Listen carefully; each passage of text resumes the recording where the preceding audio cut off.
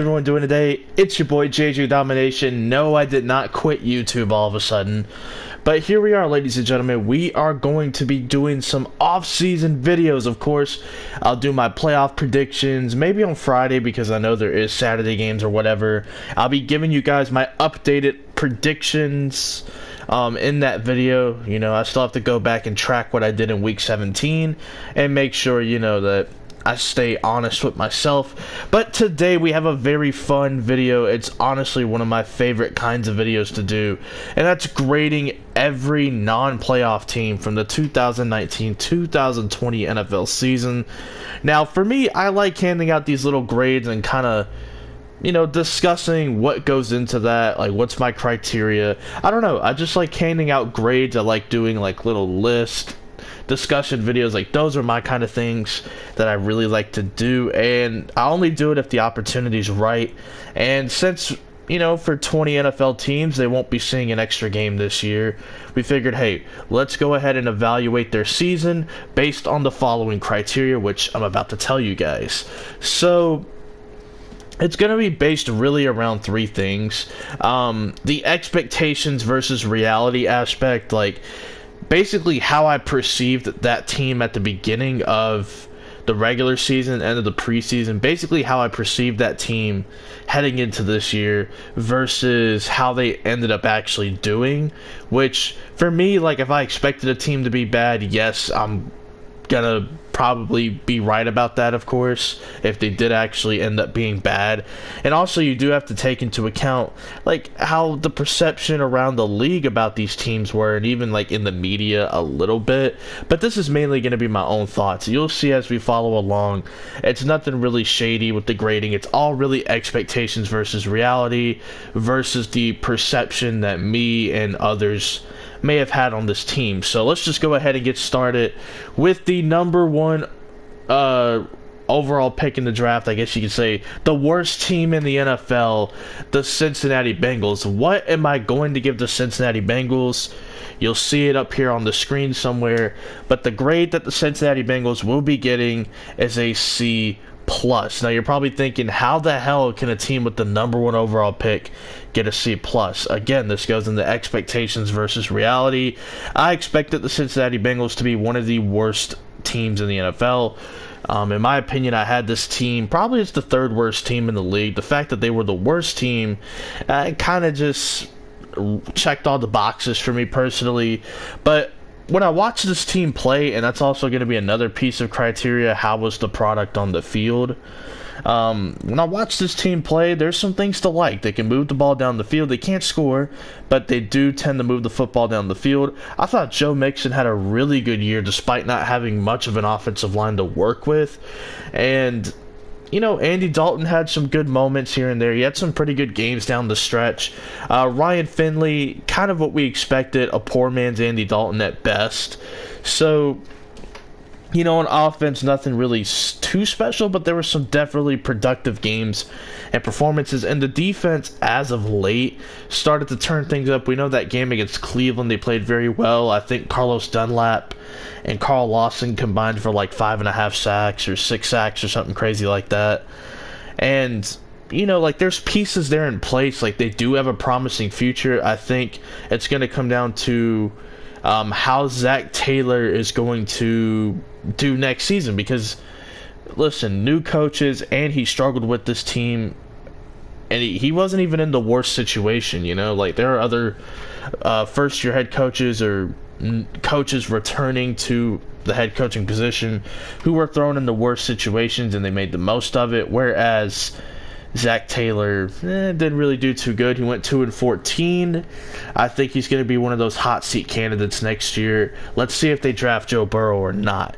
Now we're going to go to the Washington Redskins. We spent a lot of time on the Bengals. We're going to go to the Washington Redskins here. They're going to get a C-. I honestly thought the Washington Redskins would be flirting with mediocrity like they always do. 6-10, 7-9. I thought was going to be the range, but as of recording this, they just announced that Ron Rivera is officially the head coach. They're going to announce him as the head coach tomorrow, but he just signed a 5-year deal. I like the signing a lot, but we're not really here to talk about that. We're here to talk about what actually happened this season. For the Redskins, the product was piss poor at best. They did a poor job of managing the quarterback situation. It was almost like they wanted to play every quarterback except Dwayne Haskins until it got to the point where they had to throw Dwayne Haskins in. And to be honest, he really didn't look that good. At best, he probably had one really good game. Outside of that, a lot of struggles. Granted, not a whole lot to work with. Some bright spots, though. Adrian Peterson had a killer season. Terry McLaurin was one of the... Well, not necessarily for me, but for a lot of people, surprise, rookies that kind of came out of nowhere and produced. Somebody had to produce for the Redskins. For me, I thought it was going to be Kelvin Harmon and Terry McLaurin, but Kelvin Harmon got his little moments here and there. But Scary Terry did his thing, of course. Apparently, he hates that nickname as well. And you look at the defense, the defensive line, that front seven is pretty solid. The secondary, they were banged up. I think they had 11 or 12 people that could not play in the secondary for Washington in the last couple of weeks. That's really depressing. But looking at the product on the field, this was a really hard team to watch. Not really an inspiring team either. Hopefully, Ron Rivera can... change the culture and, try to get something going, try to build a foundation into the future.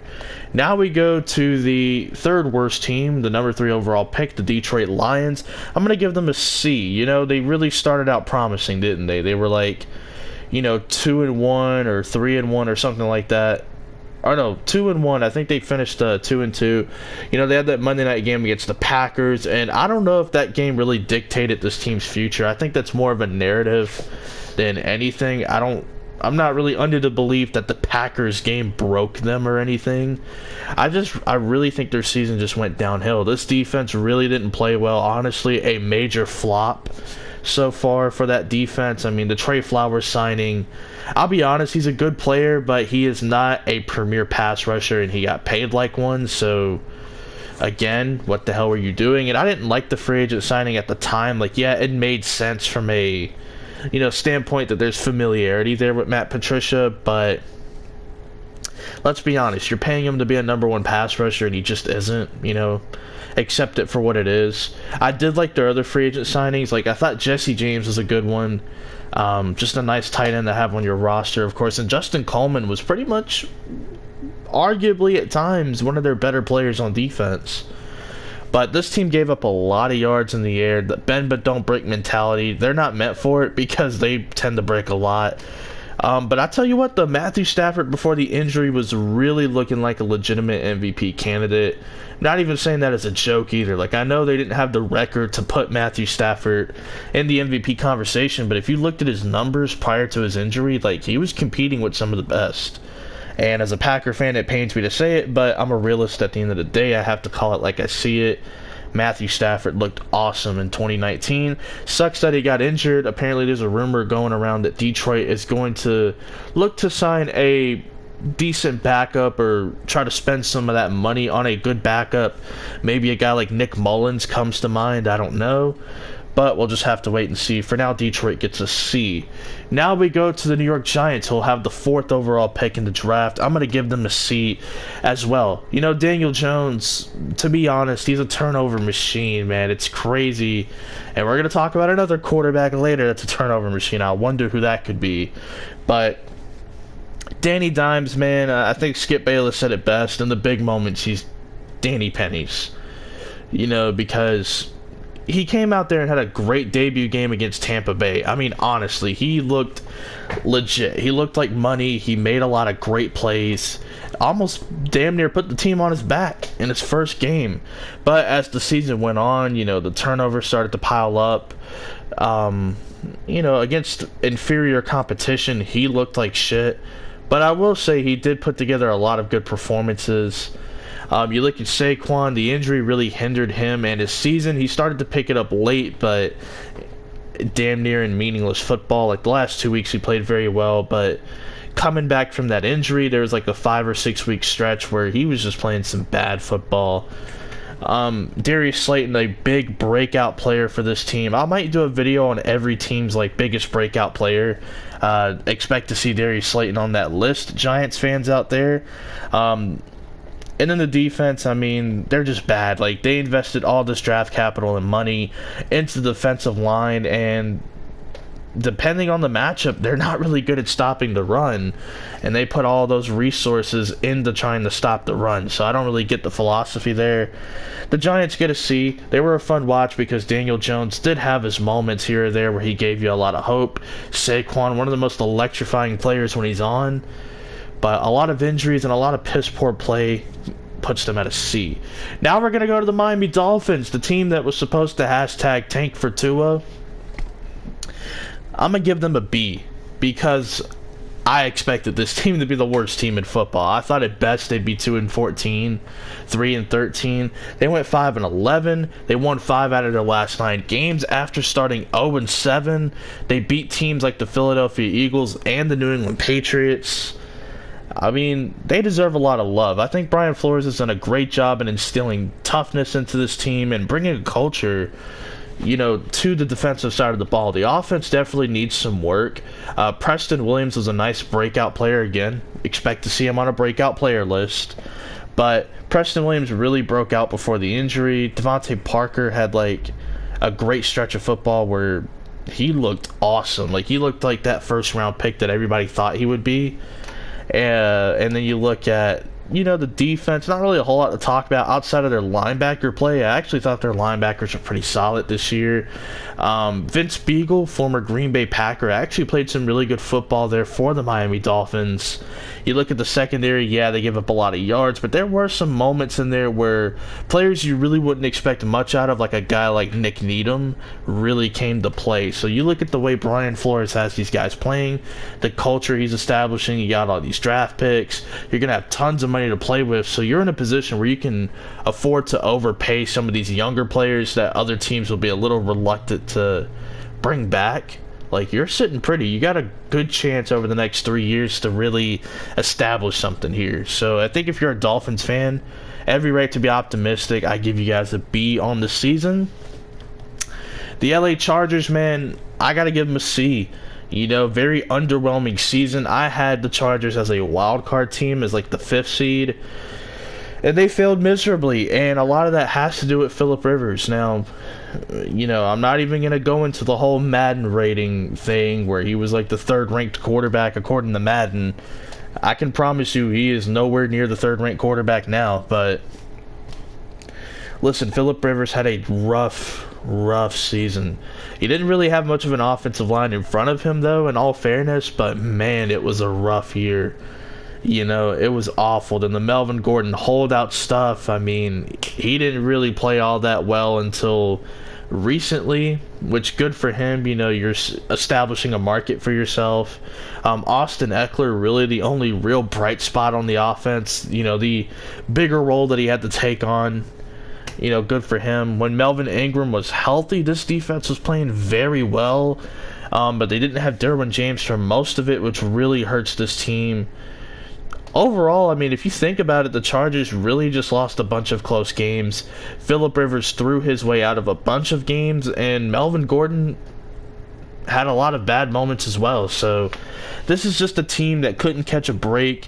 Their performance on a week-to-week basis, I mean, it was just underwhelming at best. The Chargers, very disappointing in them. Probably one of the 3 most disappointing teams in the NFL. You know, the Chargers now have the 6th pick. Of course, now we go to a team that's going to have the 7th overall pick, the Carolina Panthers.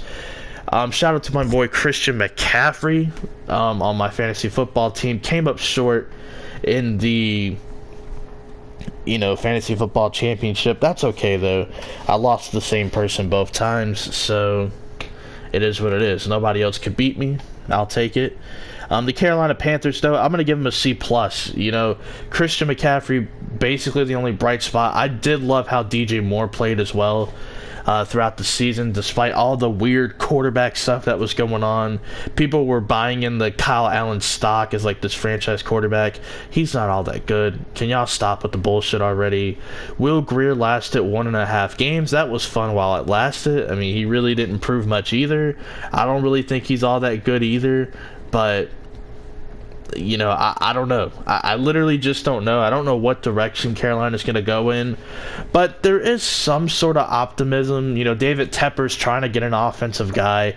That's a good first step. Maybe you try to get a veteran defensive coordinator or something. But definitely, I mean, the league is trending towards offense anyway. Yes, you do want to have a veteran defensive mind in the building. Maybe they have something in mind over there in Carolina, but definitely getting an offensive coach will be the move. They're looking at Eric Bieniemy from Kansas City, their offensive coordinator, Matt Rule from Baylor, that's their head coach over there from Baylor, Mike McCarthy, former Green Bay Packers head coach. So they've got, you know, in their minds what they want to do. But we're not really here to talk about that. Just during the season, I mean, you had some bright moments. Brian Burns looked like a legitimate pass rusher for a little bit. They started to slow down towards the end. I really liked Brian Burns a lot coming out of Florida State.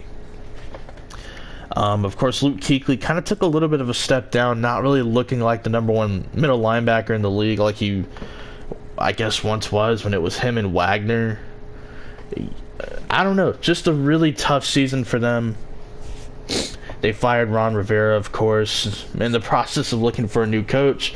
I don't know. They're in an interesting situation. They picked 7th overall in the draft. We'll see what they do. But I'm going to give them a C+.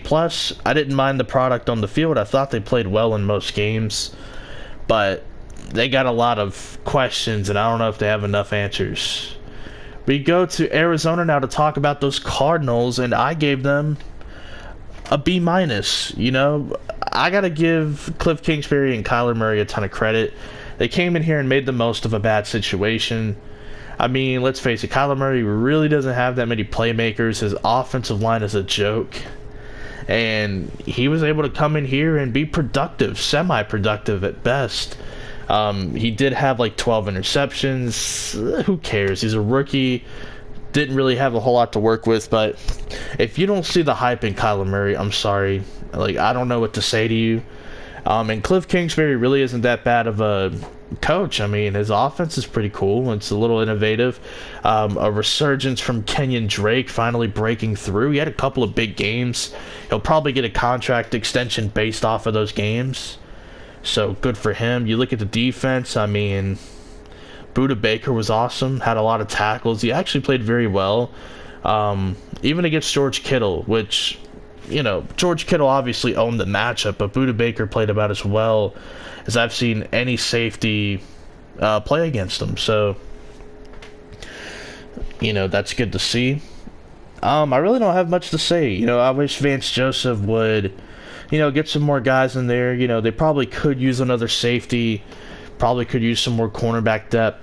Vance Joseph's not a bad defensive coordinator, but you got to understand when you do come into a new situation, you're not going to click immediately in year one. And then you look at, you know, a college coach coming in here, a college quarterback coming in here, trying to do a new offense. I think the Cardinals deserve a lot of credit for what they were able to do with very little around them. Now we're going to go to the Jacksonville Jaguars, who picked 9th in the NFL draft this year. I'm going to give them a B-. What a find Gardner Minshew has been. Great story. I think he's a pretty solid quarterback at best. I don't really think the world of him. But as a rookie, he came in, he put up just as good, if not slightly better numbers than Kyler Murray and Daniel Jones, you know, which is awesome. You like to see a good story like that. A 6th-round pick coming in here, you know, playing well, making the most of an opportunity. And he didn't even play every game either. That's the thing. And he makes that situation over there with Nick Foles a lot more interesting. The defense, there's definitely some good players on that defensive line. Hopefully they can get Telvin Smith back after his year away from football. But at times, Jacksonville was very underwhelming as well. Leonard Fournette only had 3 rushing touchdowns. Had a lot of yards, but only 3 rushing touchdowns for Leonard Fournette.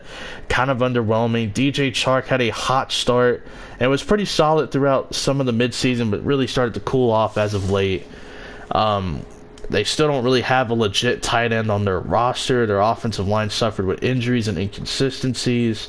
And then you look at the defense. I mean, when you trade Jalen Ramsey, what do you expect your secondary to be? AJ Boye can't do it all on his own, so I give the Jaguars a B- mainly because of Gardner Minshew and how they had a good find there in the 6th round. Now we go to the Cleveland Browns. This is going to be a lot of fun. I give them a C-, but I want to clarify, I did not have Cleveland as a playoff team. Everybody else that I knew had Cleveland as a playoff team. I was the one person in my circle that went against the grain and said, no, I'm not putting them in the playoffs. You know, everybody at least had them as a playoff team. I don't really know anybody personally that had them in the Super Bowl. Yes, the media had their Super Bowl hype about Cleveland. I don't know anybody that had them at that level, but I give Cleveland a C- solely because they were the most underwhelming team this year. Even though I expected them to be anywhere from 7-9 to 8-8, the fact that they went 6-10, you go back and look at some of their losses. Like, they got dogged by Tennessee, you know, and they lost to the Denver Broncos, who were starting Brandon Allen at the time. I mean, if you just go back and look at some of their losses and look at the way they performed as a team, I mean, they were awful. And Baker Mayfield had a really bad sophomore year. Now, I'm not ready to... How can I explain it? I'm not really ready to throw in the towel on Baker Mayfield. I see a lot of people, you know, coming to the conclusion, well, maybe he was Johnny Manziel 2.0 all along. And it's like, shut up, man. You know, like, we've seen quarterbacks have a great first season and a bad second season. Dak Prescott, for example. I mean, it happens. We'll see what Baker Mayfield does in year 3. I think it's a little unfair to hop off of Baker Mayfield's hype train just because he had one awful year. We also have to take into account that in his rookie year, he was the 3rd quarterback to have 25-plus passing touchdowns, joining the likes of Russell Wilson and Peyton Manning. So you can't dismiss that either when you talk about Baker Mayfield. But you look at the cast around him, he did have some great players around him, but Odell had an underwhelming season. Jarvis, you know, starting to get a little chatty. You know, we kind of see why Miami let him go as well. Just a big distraction. Both of those guys, great players, but just a distraction. You know, and then you look at the defense, you know, outside of Myles Garrett and Joe Scobert, not really a whole lot there to really talk about. Denzel Ward was pretty good. Greedy Williams had his moments, but man, this team just could not put it together. Now we go to the New York Jets, who pick 11th overall. Good job at tanking. You get the 11th overall pick. Not a good job at tanking. You could have tried a little harder, but for the Jets, I give them a C+. You know, they went through a lot of stuff this year. You have to keep in mind they lost 3 starting middle linebackers. C.J. Mosley, or 2 starting middle linebackers in their, you know, number 1 backup guy, I guess you could say. C.J. Mosley, Avery Williamson, and Blake Cashman. All 3 of them had to go on IR. There's a lot of controversy going around with Le'Veon Bell and Adam Gase. Adam Gase apparently just doesn't want Le'Veon there. And I don't know. Now there's some tension there. That's going to be interesting. Of course, the whole Jamal Adams, we're going to explore his trade options, you know, at the deadline or whatever. That whole debacle, that was just weird. Robbie Anderson, rumored to be in trades as well. This whole season has just been weird. Not even to mention Sam Darnold had mono, and he was mic'd up against the Patriots, and they had the whole clip of him seeing Ghost. But I gotta say this about the New York Jets. They finished the year, I think, like 6-2. And Sam Darnold played well down the stretch. I mean, hey, gotta give him credit. Sam Darnold wasn't really the biggest fan of him coming into the NFL, but he's starting to grow on me a little bit more. I see why people like him so much. I see the hype. However, I am gonna pump the brakes on that too. Like, there's some stuff to like about Sam Darnold, but let's not get ahead of ourselves. Greg Williams deserves a lot of credit on defense. Despite all the injuries and all the moving parts, he was able to put together a competent defense at best, which, hey, good for him. This team desperately needs offensive line. They could use another weapon in the receiving game. They need to find some consistency at tight end. Hopefully Chris Herndon can stay healthy and not get suspended for using roids. That would be awesome. But now we move on to the Oakland Raiders. I'm not even going to do the boomer voice because my voice is a little scratchy. But the Oakland Raiders are definitely going to get a B. Contemplated giving this team a B+, but very underwhelming end to the season. I think they lost like 4 of 6 or 5 of 6 games down the stretch. But you look at this team, man, John Gruden got the most out of this team, and that deserves a lot of praise in itself. He had this offense balling. You had guys like Josh Jacobs as a rookie, Darren Waller as like a guy who basically was out of the league because of all of his suspensions. He made those guys into legit threats for this offense, and they deserve a lot of credit as well for putting in the work and making it happen. But John Gruden coming in here, not being the disastrous accident waiting to happen shit show like everyone predicted. I didn't really see Oakland doing all that well myself. I thought I said the best they could do was 7-9. Did they go 7-9? I think they did, but I think that's the best I had them doing was 7-9, and I'm pretty sure, 7-9. I was right. So I said that's the best they could do, and they did it. So I give them a B. They matched my expectations. I thought they played well offensively. Their defense leaves a lot to be desired, but you had guys like Max Crosby who played very well. Cleveland Farrell, a little underwhelming in his rookie season. Maybe he's a breakout candidate next year, but for now, I got to give the Raiders a B. At 13, let's go ahead and talk about the Indianapolis Colts. I'm going to go ahead and give them a B-. Jacoby Brissett was pretty good early on. The second half of his season was pretty underwhelming. A lot of injuries as well to some key players such as T.Y. Hilton. Their defense was solid. Nothing really too special. I don't know. The Colts are just a solid football team. Nothing really special. They're just a B- for me. I don't know what direction this team goes in. I'm assuming they're going to look at a quarterback. I think they have to bring back Andrew. Is that his name? Anthony Costanzo, excuse me. They're going to have to bring back Anthony Costanzo at left tackle. Going to be an interesting offseason for the Colts, one that I definitely want to monitor personally. But let's go ahead and get into the highest grade so far of the video. The Tampa Bay Buccaneers, they're getting a B+. Personally, they exceeded my own expectations. I thought Tampa Bay would probably be like a 5-win team. They went 7-9, had an opportunity to go 8-8. And considering, like, Jameis turned the ball over like 40 times in total if you count his fumbles as well. The fact that this team was able to win 7 games in spite of Jameis's 40 turnovers damn near, that's incredible. And this defense really started to turn it on late into the season. Shaq Barrett had a breakout season as a pass rusher on a 1-year deal. Vita Vea really took that next step in his second season.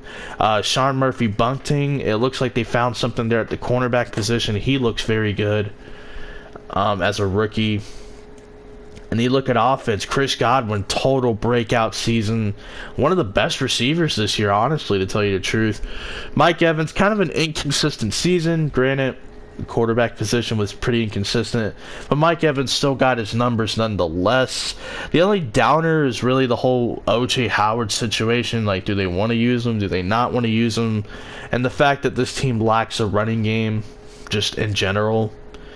But they get a B+. Definitely overachievers, accomplished a lot this year. And now we go to the Denver Broncos. I'm going to give them a B. Started out really bad. They were 0-4 to start the year. They finished the season 7-5. Drew Lock played very well. Cortland Sutton was a complete breakout player. Kareem Jackson and Justin Simmons at safety had awesome years as well. Von Miller, did his little thing out there. It wasn't his usual self. It was pretty damn good. But yeah, just looking at this roster, you had guys like Alexander Johnson, who just came out of nowhere. I'm pretty sure he was an undrafted free agent. This team is going to be interesting. This may be one of the non-playoff teams whose stock I buy next year. Not completely sure yet. We're going to have to see how their offseason goes first, but I'm very optimistic about Denver next year. I'll just say that much. Then we go to the Atlanta Falcons. Falcons fans don't seem to like my opinions too much. That's fine. You're going to get a C+ on the year. How about that? This team decided to keep Dan Quinn and their general manager. I don't think they should have kept their general manager personally. The dude literally pays everyone and anyone. But looking at Dan Quinn, I get the whole argument of what other options are out there, and I pointed at about 10 different candidates. I get it. The players like Dan Quinn. They want to play for him. I respect that. I respect Dan Quinn as a person. I guess if you want to give him one more year, that's fine. He did have some key wins down the stretch, but it was a real divide between Falcons fans. You had the ones that wanted to tank to try to have an opportunity at Chase Young. Let me just go ahead and break the news. You weren't going to get Chase Young anyway, even if you would have tanked the rest of the year when you were 3-9. You probably weren't going to get Chase Young anyway, because you'd have to have like the second overall pick to do that. And I hate to break it to you, but the best you could have finished was probably the 4th or 5th pick. Just saying. So you would have had Andrew Thomas instead of Chase Young. Andrew Thomas, left tackle from Georgia. But looking at the Falcons, they want to keep Dan Quinn. That's fine. Cool. We'll give him one more season. And if they're underwhelming again, you have to move on. Just saying. Matt Ryan was pretty bad. Not really a whole lot of opportunities to be really good either. The offensive line definitely had their fair share of injuries and different lineup changes, and it's just sad that both of their first-round rookies on the offensive line got hurt at some point in the year. Caleb McGarry was like in and out of the lineup every week, it seemed like, and Chris Lindstrom missed like the first 9 or 10 weeks of the season, or something ridiculous like that. Calvin Ridley, pretty solid year, for the most part anyway. Julio was doing his usual shit. Grady Jarrett, Deion Jones, man, really the only two consistent players on the defense. But they get a C+, man. The only reason they didn't get worse is because they had players that performed well, and they finished their year strong. But I had the Falcons as a playoff team, as the 6th seed in the NFC, and they did not obtain that. Now we go to the Dallas Cowboys. I'm going to be honest, the most predictable season for me. They get a C. They just get a C. They were underwhelming at times. Other times they were extraordinary. It averages out to be a C. You look at this team, they were 8-8. Averages out to be a C. You look at Dak Prescott. I think he's an above-average quarterback. I think he's a pretty solid quarterback. I don't think the world of him. I don't know about the whole... I don't know what's going to happen with him and his contract. I assume he's going to get franchise tagged, and they're going to have to make a decision on Amari Cooper or Byron Jones. If I had to make a recommendation, keep Byron Jones. But, do what you want to, Dallas. Honestly, when I did my prediction video at the end of August, for the whole season, the Cowboys, I'm pretty sure they didn't even make my bubble for teams that just missed the cut. And if they did, I'm pretty sure I said that they just have 9-7 written all over them. I think that was a little too generous because they finished 8-8. But the Cowboys get a C, and we keep hearing reports that they're not, sure if they're going to fire Jason Garrett or not. I just heard something last night before I went to bed from Gene Slater, the Cowboys insider at NFL Network, that there's a strange feeling in the organization that Jason Garrett might actually keep his job. They are having a meeting today as of recording this at noon Eastern, so take that with a grain of salt. Or noon Central Time, I don't know. But now we go to the Steelers. Let's go ahead and go to the Steelers. They are the second and final non-playoff team to get a B+, considering everything this team went through. Having to play 3 different quarterbacks. They were down to really their 4th quarterback if you count Josh Dobbs, who was traded. Juju in and out of the lineup with injuries. They traded their first-round pick to get Minkah Fitzpatrick. All things considered, I don't think there's a defensive back in this draft class that the Miami Dolphins could draft at 18 that's going to be better than Minkah Fitzpatrick, just my personal opinion. Fitzpatrick has been a beast. I've loved him ever since college. I think he's going to continue to be an awesome player and a future All-Pro for sure. This team really overachieved, and they almost made it to the playoffs. And in my opinion, if they would have made it to the playoffs, I probably would consider Mike Tomlin for Coach of the Year. I'd at least give him consideration for getting a vote, because this dude literally had bums to work with the quarterback position. Juju, like we said, in and out of the lineup. The only real consistent thing was TJ Watt and Minka Fitzpatrick. Everyone else was kind of wishy-washy. I mean, Bud Dupree had a breakthrough year as well, ironically in a contract year. We'll see how that goes, but the Steelers get a B+, and now the Chicago Bears. I'm going to give them a C+. I expected them to take a step back. I expected them to, basically be a team who, you can't rely on your defense to win games forever. Your offense has to do something. And as of recording this, Bleacher Report put out something saying that the GM Ryan Pace confirms Mitchell Trubisky will be the quarterback number 1 in 2020. As a Packer fan, that is great news. Very excited to hear that. I'm pretty sure Viking fans and Lions fans feel the same way. That is great news that Mitchell Trubisky will be the quarterback next season. Awesome stuff. Love to hear it. But they get a C+. I mean, their offense was even worse than I could have thought it was going to be. Trubisky had a couple of solid performances, so I got to give him that. Talk all the shit you want to. He put together a lot of, a couple, not a lot, but a couple of, solid performances. Against the Cowboys, he looked pretty good. Against the Packers, he looked pretty good. The second time around, that being. I got to give Trubisky a little credit, but he was terrible. I mean, most of the year, he's the poster child for a bad quarterback. But their offense was really inconsistent. Their defense took a step down as well. I tried to tell people that if you neutralize this pass rush, their secondary really isn't all that good. Eddie Jackson wasn't quite Eddie Jackson from last year, so you can peep down on all the hype. Clinton Dix, after that Washington game, everybody wanted to proclaim him as a better safety than Adrian Amos. How did that turn out at the end, though? How did that turn out in the very end? Not true whatsoever. Khalil Mack, not really all that effective, is he? I mean, yeah, he's still a game wrecker, could still be a game changer, but he didn't have that kind of season this year. Regardless of how you feel about Pro Bowl voting or whatever, I don't really care about the Pro Bowl. I just think it's ridiculous that because people who are casual football fans know who Khalil Mack is, you're just going to vote him in. Like, Khalil Mack really wasn't all that productive this year. Yeah, it feels like I'm ripping on the Bears, but they get a C+. They were just not a good team like I predicted, but they played well enough to at least get the C+. And then finally the Rams. I gave them a C+ as well. I thought they'd be a playoff team. I thought they'd win their division. The saving grace is they made a trade to get Jalen Ramsey. The downside is they have to pay him. They traded a bunch of draft picks. People were ready to give up on Jared Goff. I thought he did a good job ending the season. Cooper Kupp, an amazing slot receiver they have over there for the LA Rams. Their special teams unit is solid as well. Aaron Donald is still a beast. He may have not had 20-plus sacks, but he was still very good. So yeah, the Rams are going to get a C+ for me, and that's going to do it. Not really any more takeaways from the Rams, really, other than Taylor Rapp was a beast as well as a rookie. But hopefully you guys enjoyed the grading system. What do you give, if your team was a non-playoff team, what do you give them as a grade? Let me know in the comment section. Peace out.